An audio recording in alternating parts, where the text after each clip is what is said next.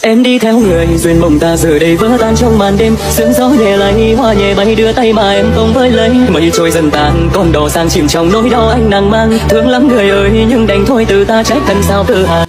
Sale giảm giá tại shop em Vivo Y16 giá chỉ 3.790.000, tặng kèm sạc dự phòng 10.000 mAh, kích thước màn hình 6.51 inch, độ phân giải HD+,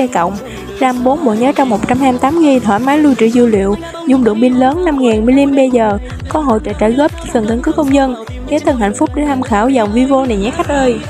Mà không trở lại tháng năm dài hạnh phúc kia xa mãi, phần người con gái như bông hoa đào thắm sáng son đẹp xinh như ánh trăng dần ta, người thân trai có cho em hạnh phúc đơn đau người đã buông tay anh thật à, lệ ta